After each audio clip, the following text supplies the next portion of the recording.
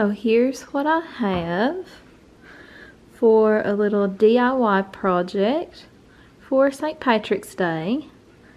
I'm going to attempt to make 3 moss bowls, sort of a Restoration Hardware dupe. Is it called a dupe? Anyway, like a faux Restoration Hardware copycat, like a copycat Restoration Hardware bowl. So I'm going to try to do 3 of those and maybe a matching moss covered grapevine wreath. So something about green moss just says like beginning of spring. I'm doing kind of like an Ireland theme for St. Patrick's Day, so we'll see how all this turns out. I got the grapevine wreath and the moss and the foam from Walmart, and then I found these 3 little concrete looking bowls from Big Lots, and they were just $8. So we'll see how it turns out.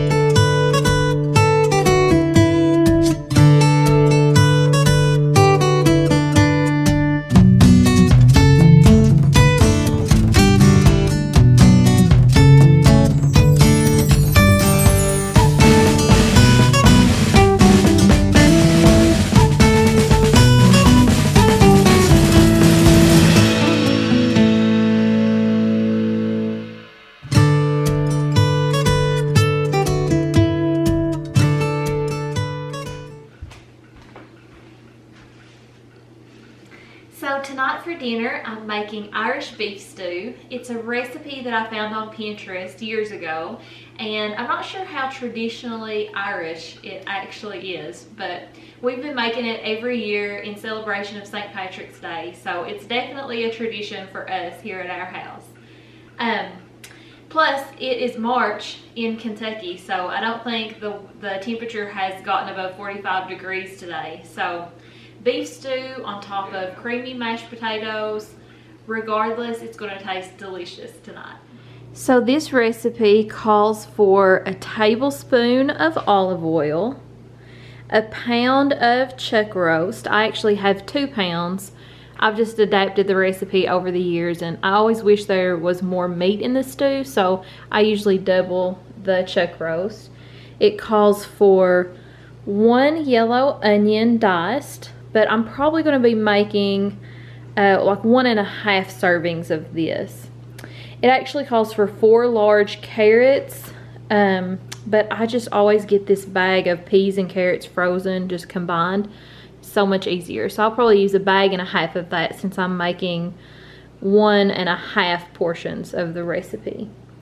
And it calls for 2 cloves of minced garlic, 1 teaspoon of kosher salt, a half a teaspoon of pepper, 1 teaspoon of thyme, a teaspoon of rosemary, 2 bay leaves. It calls for 2 cups of beef broth, but I found that even the recipe just as is, typically I use a little bit more beef broth, probably about 3 cups. And it calls for 2 tablespoons of butter and 2 tablespoons of flour. And then it calls for 1/3 cup of frozen peas, and I just get the peas and carrots combined. So I'll show you how it all comes together.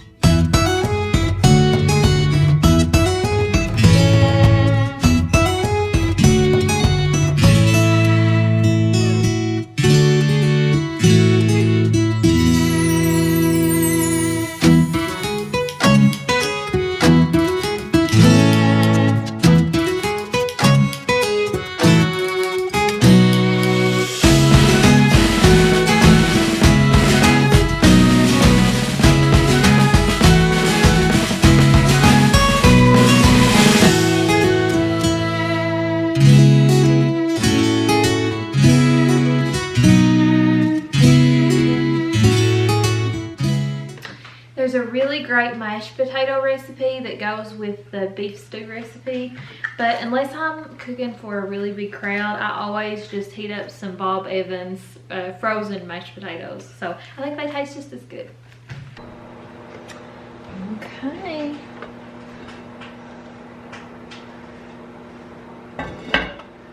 And as you can see, this has thickened up perfectly. And the green peas and the orange carrots, it's just the perfect simple meal for St. Patrick's Day.